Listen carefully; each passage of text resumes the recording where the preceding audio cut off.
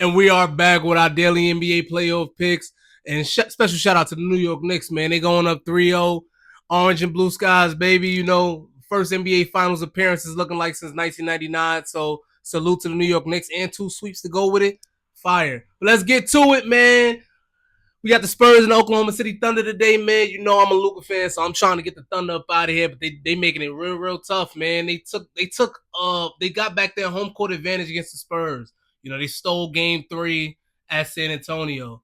And looked like Wemby was a little bit gassed. It looked like the team was a little bit gassed, the Spurs.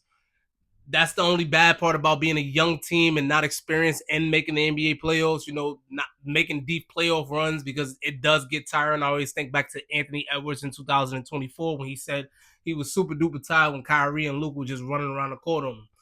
But nevertheless, you know, the Spurs do got the cavalry, right? De'Aaron Fox, he is playing, even though Lou Dort, you know, played football and tried to injure him. He's back, and it seems that, you know, him being able to take the ball up the court, as well as Stephon Castle, is bringing down Stephon Castle's turnovers. Stephon Castle was averaging 10 turnovers before De'Aaron Fox played. Yeah, they lost that game, but a good part of that game was Stephon Castle was limited to 1 turnover. You know, 10 turnovers is crazy to average over 2 games. Always, you know, we on triple double watch for Stephon Castle. You know, the only thing about it is people like De'Aaron Fox may steal his rebounds or assists, but, you know, he's always a triple double threat. Always 6 and 6 is that sweet spot.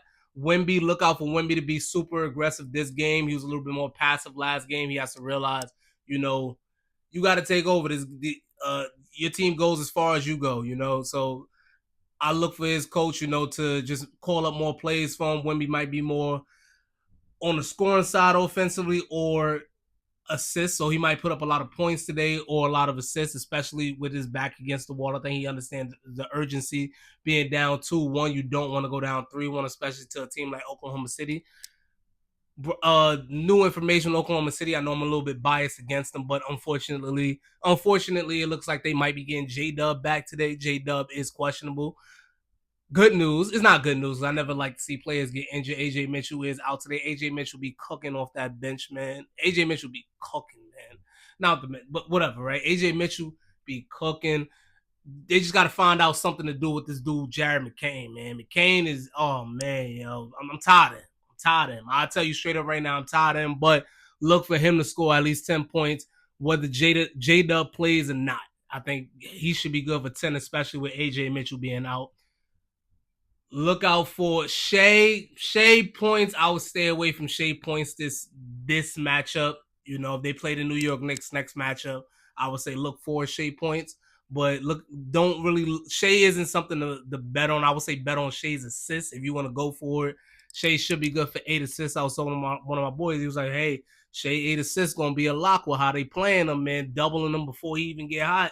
I'm like, "Yeah, I can see it. I can see it." So we gonna rock out with it. Shea has been good for the 8 assists. So Shea 8 assists should be good. But remember, Wemby should be either more aggressive on the scoring side or more aggressive, like he said in his post game interview last time, more aggressive and getting his teammates involved and making his teammates better. So hey, maybe Wemby might be good for 6 assists tonight. You know, like I say, he's going to be better on the scoring side or the diamond side, one or the other. You know, you got big men like Shaq, even though I'm not the biggest fan of Shaq, but you got big men like Shaq calling him out.